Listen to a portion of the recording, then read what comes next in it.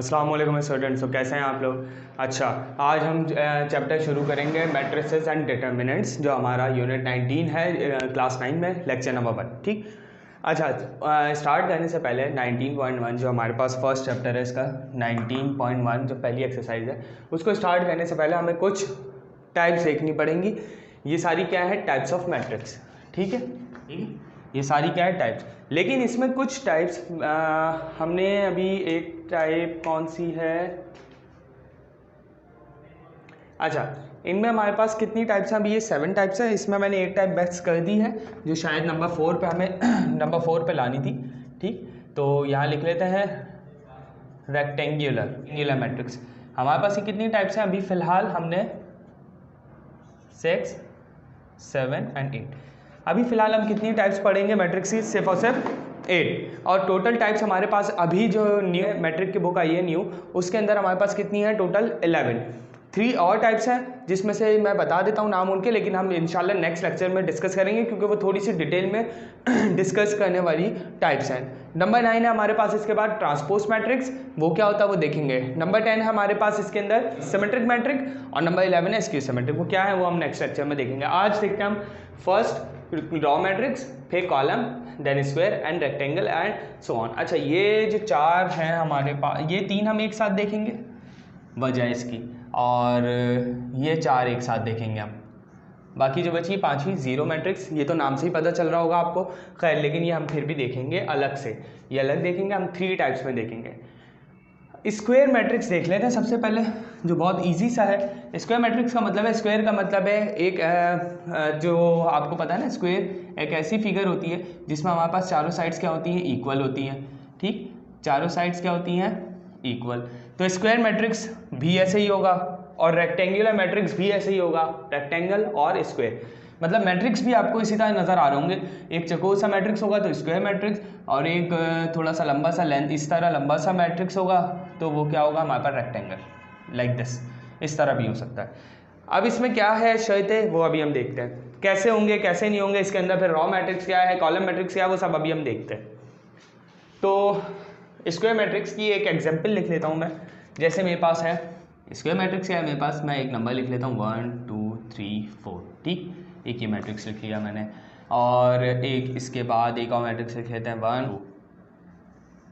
अच्छा, सबसे पहले अब हम देख लेते हैं ऑर्डर निकालना। ऑर्डर कैसे निकालते हैं? अच्छा, हमारे पास मैट्रिक्स के अंदर क्या क्या होता है? ऑर्डर ऑफ मैट्रिक्स सबसे पहले देखना पड़ता है। ऑर्डर ऑफ मैट्रिक्स के अंदर हमें आपको सबसे पहले पता होना चाहिए कि वर्टिकल किसको कहता है और हॉरिजॉन्टल किसको कहता है। अगर मैं आपके पास इस तरह ग्राफ बनाऊँ जिसमें मैं लिखूँ X axis and Y axis, और नेगेटिव एंड पॉजिटिव का भी छोड़ना है। ठीक, अब मैं बोलूँ कि एक्स एक्सिस कौन से आपके पास प्लेन पर है, वर्टिकल प्लेन पे या हॉरिजॉन्टल प्लेन पे, तो आप बोलेंगे एक्स एक्सिस हॉरिजॉन्टल प्लेन पे है। ठीक है, और वाई एक्सिस कौन से प्लेन पर है हमारे पास? वर्टिकल प्लेन पे। अब वर्टिकल प्लेन क्या होता है?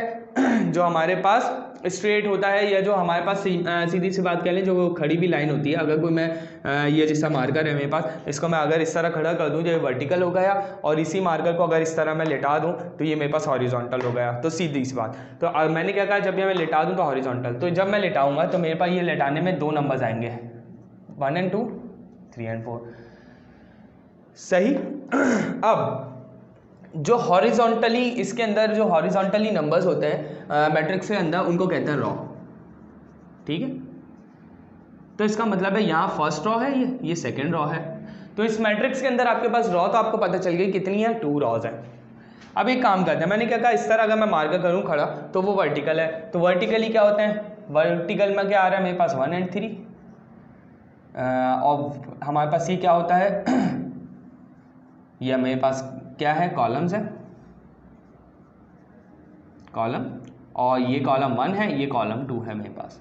ठीक, तो इसका मतलब है आपको नजर आ रहा है रॉ कितनी है? 2, कॉलम कितना है? 2। इनको लिखने का तरीका क्या है? सबसे पहले रॉ लिखते हैं, फिर हमारे पास कॉलम लिखते हैं, और बीच में मल्टीप्लाई डाल देते हैं। लेकिन इसको 2 मल्टीप्लाई बाय 2 ना पढ़ते हैं ना मल्टीप्लाई करवाते हैं इसको। ऐसा नहीं है कि मल्टीप्लाई करवाते हैं, 2 मल्टीप्लाई बाय 2 इज 4। नहीं, मल्टीप्लाई नहीं कराना, इसको लिखने का तरीका है। और ये मल्टीप्लाई नहीं है, इसको हम मैट्रिक्स के रूल में या ऑर्डर की जुबान में हम इसको बाय कहते हैं, BY बाय। तो हम क्या बोलेंगे? 2 बाय 2 का मैट्रिक्स है।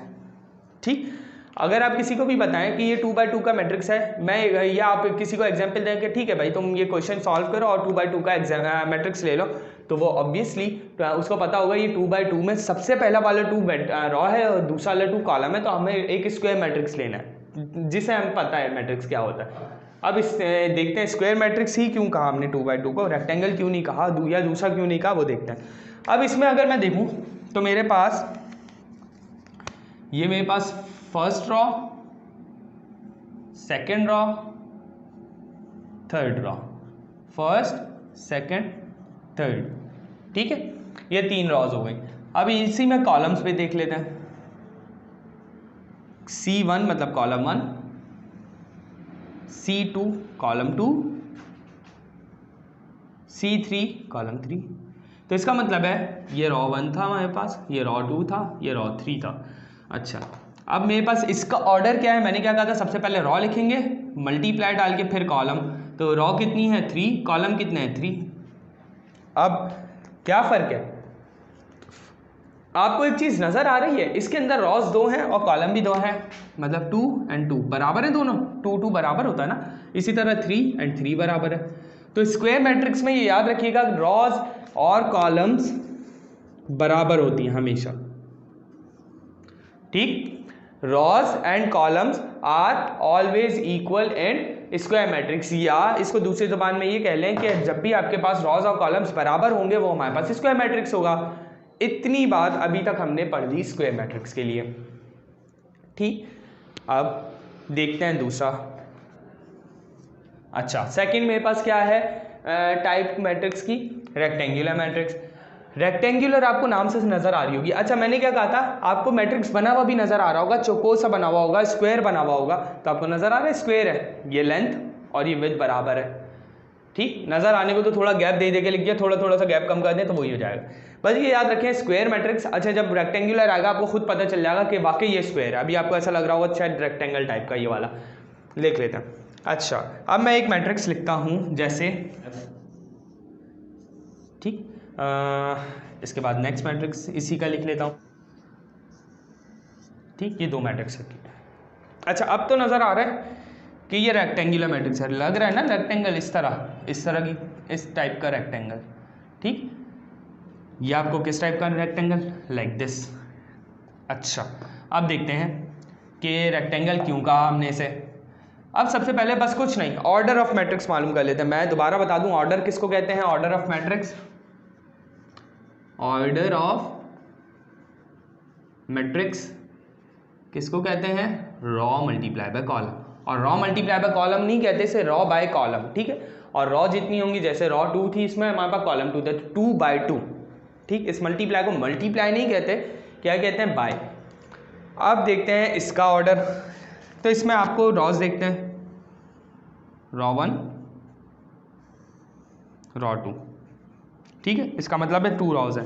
कॉलम्स देखते हैं, कॉलम 1, कॉलम 2, कॉलम 3, सही। अब इसका ऑर्डर लिखना है। सबसे पहले क्या लिखना हमने, रॉज। तो इसका मतलब है रॉज कितनी है, 2 रॉज है, और बाय मतलब मल्टीप्लाई, और कॉलम कितने हैं 3, ठीक। ये 2/3 का मैट्रिक्स है। अब इसका भी ऑर्डर देख लेते हैं, फिर हम बात करते हैं कि रेक्टेंगल में हमें रेक्टेंगल और स्क्वायर के अंदर क्या डिफरेंस है।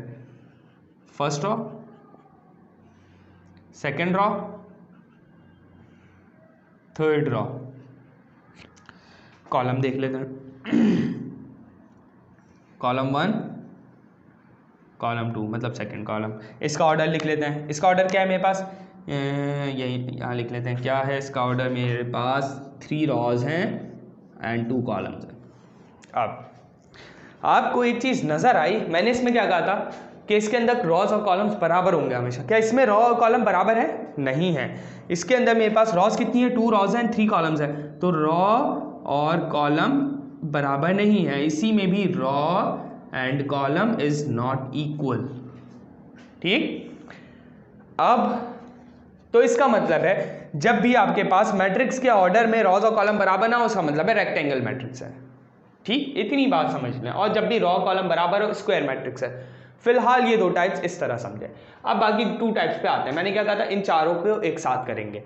फिर 0 को अलग से पढ़ लेंगे एंड देन इन 3 टाइप्स को एक साथ। ये वजह है, क्यों वजह है अभी देखते हैं। जब ये हम दो पढ़ेंगे रॉ मैट्रिक्स और कॉलम मैट्रिक्स तो आपको बिल्कुल समझ आ जाएगा। अब हम देखते हैं रॉ मैट्रिक्स क्या है।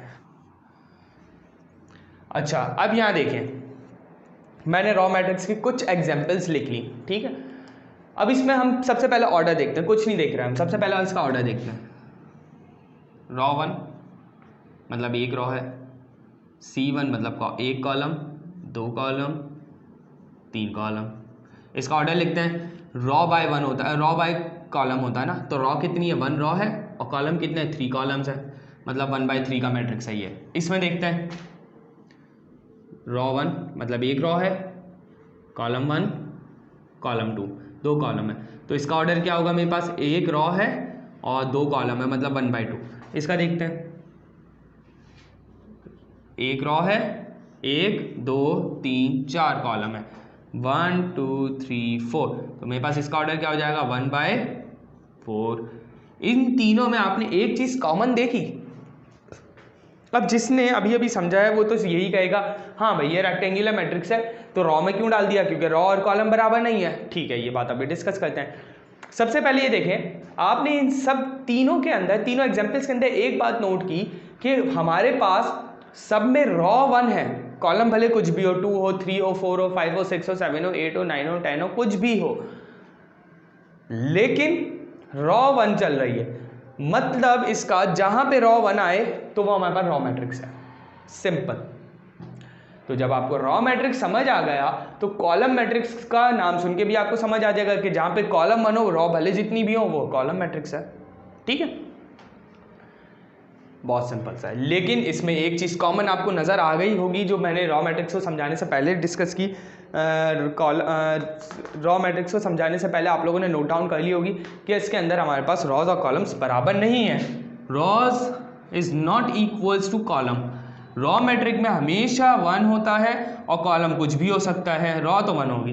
तो ये आपके पास बन रहा है, तो इसका मतलब है ये तो हमारे पास कभी भी बराबर नहीं होंगे रॉज और कॉलम, तो इसका मतलब है ये तो रेक्टेंगुलर मैट्रिक्स है। बिल्कुल रेक्टेंगुलर मैट्रिक्स है, लेकिन रेक्टेंगुलर की भी सब टाइप्स हैं। ठीक है, रेक्टेंगुलर तो है, लेकिन रेक्टेंगुलर में भी तो कुछ नाम देंगे ना। अब हर मैट्रिक्स को हम रेक्टेंगुलर कहते रहेंगे तो इसका मतलब है हमें सब टाइप्स भी तो बनानी पड़ेंगी ना। तो ये सब टाइप, ये फर्स्ट सब टाइप है रेक्टेंगुलर मैट्रिक्स की।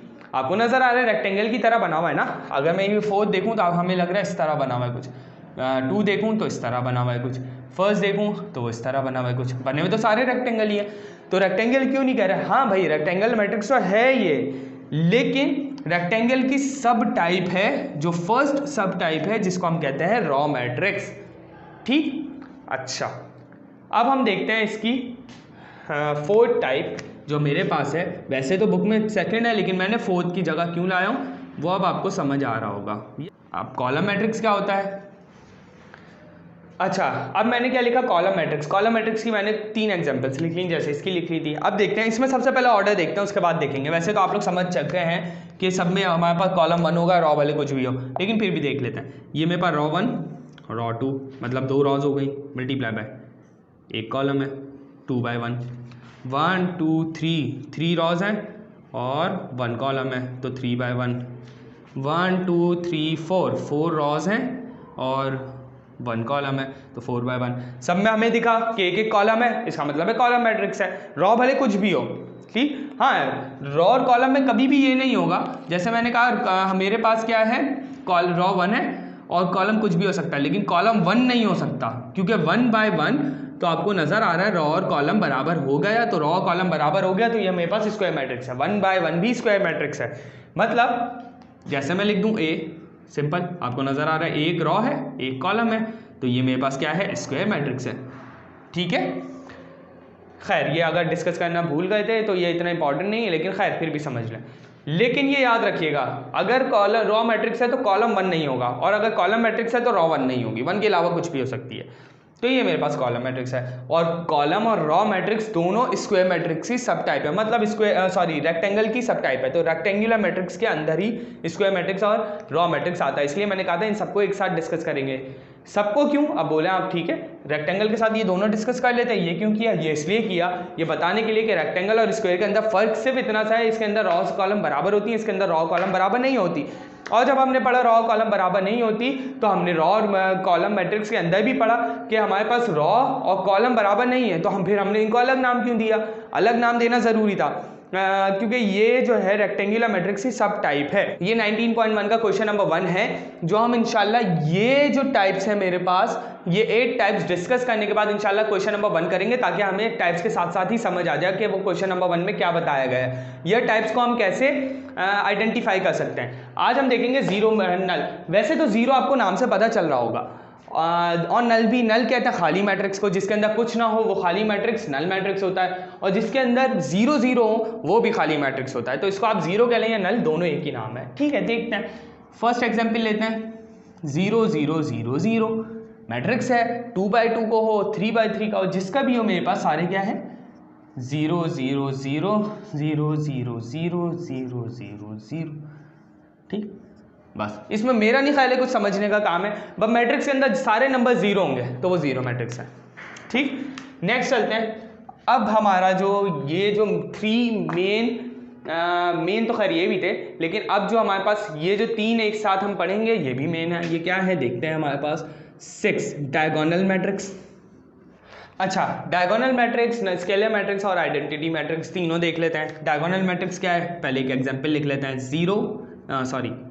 2 0 0 4। ठीक, सेकंड एग्जांपल लिख लेते हैं 1 0 0 9। थर्ड एग्जांपल लिख लेते हैं 5 0 0 0 2 0 0 0 एंड 7। 3 एग्जाम्पल्स लिखी मैंने किसकी, डायगोनल मैट्रिक्स की। अच्छा, डायगोनल पहले नाम समझा देता हूँ। डायगोनल, अगर मैं एक डायग्राम बनाऊँ, मिसाल के तौर पे रेक्टेंगल बनाऊँ, ठीक है, ये मैंने बना दिया रेक्टेंगल, और एक स्क्वायर भी बना लेते हैं। ये मैंने 2 डायग्राम्स बना ली, रेक्टेंगल एंड स्क्वायर। अब मैं कहता हूँ कि आपने इस स्क्वायर और रेक्टेंगल को एक लाइन ऐसी इनके बीच में बनानी है, कहीं पर भी बनाए, एक लाइन ऐसी बनानी है कि रेक्टेंगल और ये स्क्वायर दोनों हाफ हाफ फिगर में क्या हो जाए, डिवाइड हो जाए। ठीक है, रेक्टेंगल एंड स्क्वायर ये दोनों फिगर हाफ हाफ फिगर में डिवाइड हो जाए, लेकिन शर्त ये है कि जो आपके पास हाफ हाफ डिवाइड होगा, 2 पार्ट्स बनेंगे, 2 फिगर्स बनेंगी,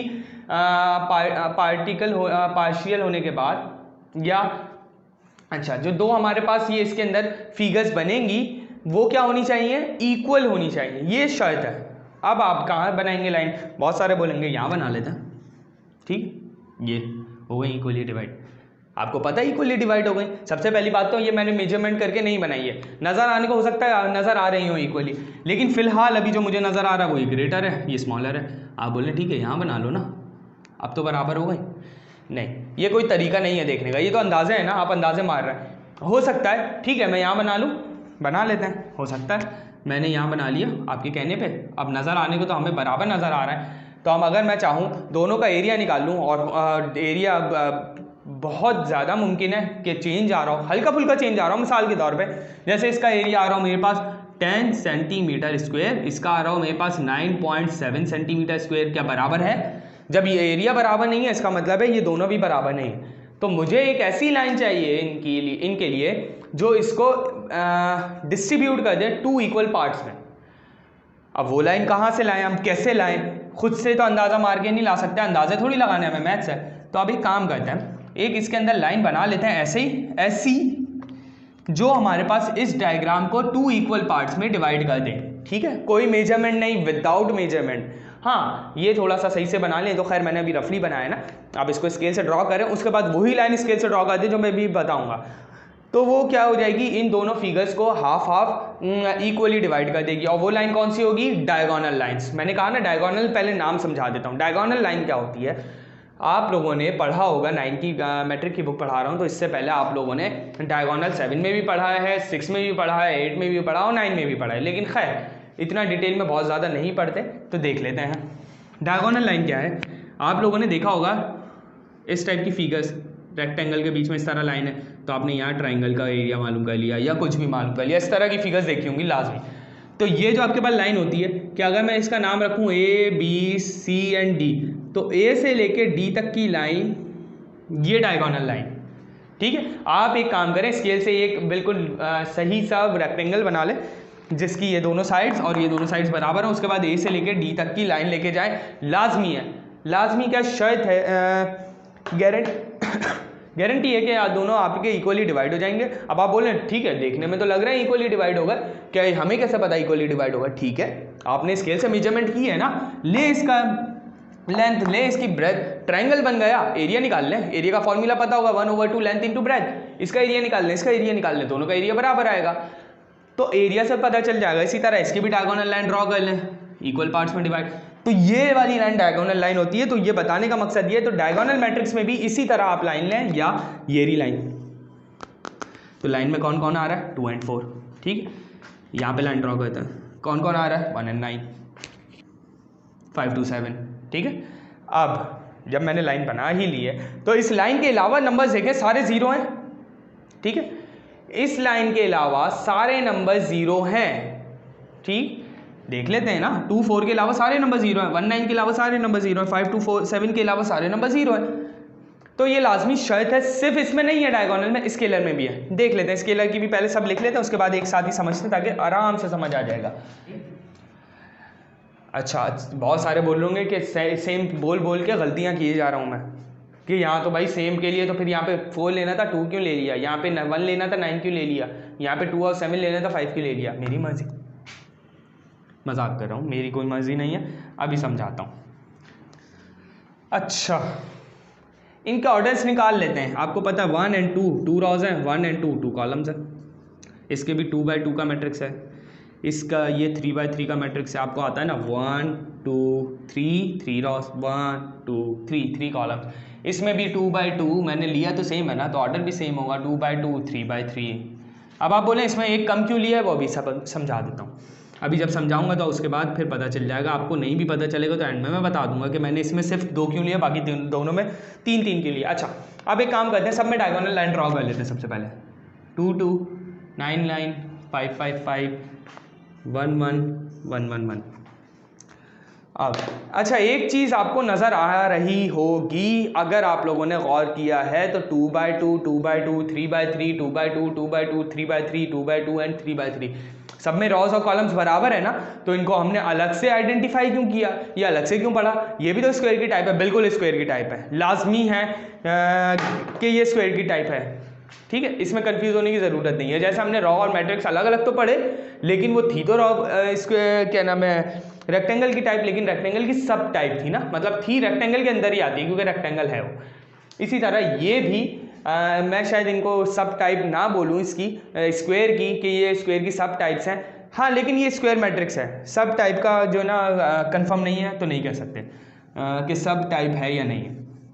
अच्छा, लेकिन हाँ है तो स्क्वायर मैट्रिक्स, मतलब डायगोनल हो, आइडेंटिटी मैट्रिक्स हो, स्केलर मैट्रिक्स हो, आपके पास ये लाजमी है कि ये सारी कौन सी होंगी, सारी स्क्वायर मैट्रिक्स होंगे। स्क्वायर मैट्रिक्स के अंदर बात करेंगे कि अच्छा, दूसरी बात, अब फ़र्क क्या है दोनों में, तीनों में? आपको नज़र आ रहा है कि यहाँ डायगोनल में नंबर है, बाकी सारे नंबर जीरो है। ये सेम चीज़ सब में, सिर्फ डायगोनल्स में नंबर आ रहा है, बाकी नंबर जीरो है, डायगोनल्स में नंबर है, बाकी नंबर जीरो है।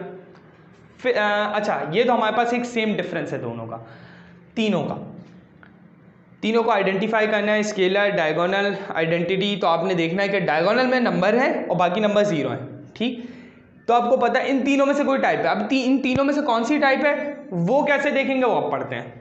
जब आपके पास डायगोनल में डिफरेंट नंबर हो, डायगोनल में डिफरेंट नंबर हो तो डायगोनल मैट्रिक्स है, ठीक है। जब आपके पास डायगोनल में सेम नंबर्स हो तो स्केलर मैट्रिक्स है, और डायगोनल में सिर्फ 1 हो तो आइडेंटिटी मैट्रिक्स है। मैं एक लफ्ज़ इसके अंदर लिखना भूल गया जो शायद मुझे लिखना चाहिए था, लेकिन खैर आपकी बुक में नहीं लिखा हुआ, अलग से बता देता हूँ। यूनिट मैट्रिक्स, ठीक है। यूनिट का मतलब भी 1 होता है, आइडेंटिटी का मतलब भी 1 होता है। मतलब वो मैट्रिक्स इसके डायगोनल में 1 1 हो तो वो आइडेंटिटी मैट्रिक्स है, वो मैट्रिक्स जिसके डायगोनल में 1 1 हो, यूनिट मैट्रिक्स, दोनों एक ही बात है। जैसे हमने जीरो और नल मैट्रिक को एक पढ़ा ना, तो इसी तरह आइडेंटिटी और यूनिट मैट्रिक्स भी एक ही है। स्केलर मैट्रिक क्या है? स्केलर मैट्रिक के अंदर डायगोनल में सेम नंबर्स होंगे लेकिन 1 नहीं होगा, ये याद रखिएगा। 1 1 आ गया तो वो आइडेंटिटी मैट्रिक्स बन जाएगा। मेरा ख्याल है कि हम आइडेंटिटी मैट्रिक को भी स्केलर मैट्रिक कह सकते हैं, ठीक है, इस हिसाब से, क्योंकि इसके डायगोनल में सारे सेम नंबर्स हैं, बिल्कुल कह सकते हैं। और हो सकता है मे बी कि ये आइडेंटिटी मैट्रिक्स स्केलर मैट्रिक्स की सब टाइप हो, ठीक है। तो कंफ्यूज होने की ज़रूरत नहीं है, खैर इनको अलग अलग ही आप देखते रहें, एक साथ मिलाने की ज़रूरत नहीं है। बस ये याद रखें ये सारे स्क्वायर मैट्रिक्स होंगे और रॉ मैट्रिक्स और कॉलम मैट्रिक्स रेक्टेंगुलर मैट्रिक्स हैं और रेक्टेंगुलर की सब टाइप है। ये सब टाइप है या नहीं है ये नहीं कह सकते, मेरे ख्याल से तो नहीं होनी चाहिए, ये एक अलग टाइप है, हाँ लेकिन है स्क्वायर मैट्रिक्स सारे। अच्छा, बहुत वाज़ेह हो गया डिफरेंस। बस दोबारा से बता देता हूँ, डायगोनल, स्केलर और आइडेंटिटी में डायगोनल में नंबर्स होंगे और उसके अलावा सारे नंबर्स जीरो होंगे। ये सबसे पहले इन लोगों का, इन तीनों का एक मेन पॉइंट। सेकंड पॉइंट, अब तीनों का अलग अलग ये डिफरेंस पॉइंट में आएगा, क्या कि डायगोनल मैट्रिक्स के डायगोनल्स में डिफरेंट नंबर होंगे, स्केलर में डायगोनल्स में सेम नंबर्स होंगे, आइडेंटिटी में या यूनिट मैट्रिक्स में आपके पास डायगोनल्स में 1 1 होगा बस, और दूसरी तीसरी कोई बात ही नहीं, 1 1। इसके अंदर कुछ भी हो सकता है, 2 3 4 5 6 7 8 9 10 11 12 1000 10,000 लाख 10 लाख करोड़ 10 करोड़ कुछ भी मान लें, बस डायगोनल में नंबर सेम होने चाहिए, बाकी नंबर जीरो। इसमें कुछ भी हो सकता है, डिफरेंट नंबर होंगे, बस ये याद रखिएगा। तो ये हमारे पास 8 टाइप्स थी, 11 टाइप्स हैं, जिसमें से हमने अभी तक 2 लेक्चर्स के अंदर 8 टाइप्स डिस्कस कर लिए। इंशाल्लाह इसके नेक्स्ट लेक्चर के अंदर हम करेंगे इसकी बाकी की 3 टाइप्स, और या मैं सोच रहा हूँ नेक्स्ट लेक्चर आपके पास क्वेश्चन नंबर 1 का बना दूँ। क्वेश्चन नंबर 1 का क्यों बना दूँ? क्वेश्चन नंबर 1 में ये 8 टाइप्स हैं जो हम डिस्कस कर चुके हैं, तो 8 टाइप्स हम देख लेंगे कि उसमें जो 8 टाइप्स में जो हमारे पास फर्स्ट क्वेश्चन है वो सारा टाइप्स के ऊपर है, कि आपने आइडेंटिफाई करना है कि आपके पास फर्स्ट सेकंड, क्वेश्चन नंबर 1 की बात कर रहा हूँ, क्वेश्चन नंबर 1 का first second third fourth fifth I think 5 part है। तो इन 5 पार्ट्स जो हैं वो किस चीज़ की आपको, मतलब कौन सी टाइप है, ठीक है। तो वो हम इंशाल्लाह नेक्स्ट लेक्चर में डिस्कस करेंगे। फिर उसके बाद जो लेक्चर नंबर 4 हम इसका पढ़ेंगे, उसमें फिर हम बाकी रिमेनिंग 3 जो टाइप्स हैं, क्योंकि वो जो रिमेनिंग 3 टाइप्स हैं उनमें से एक आध टाइप क्वेश्चन नंबर 2 में यूज़ हो रही है। हाँ, क्वेश्चन नंबर 2 में क्या है दोबारा से बता देता हूँ, ट्रांसपोज, सिमेट्रिक, स्क्यू सिमेट्रिक, ये 3 मैट्रिक्स हैं। वो क्या है? Types of matrix. वो हम इंशाल्लाह नेक्स्ट लेक्चर में डिस्कस करेंगे।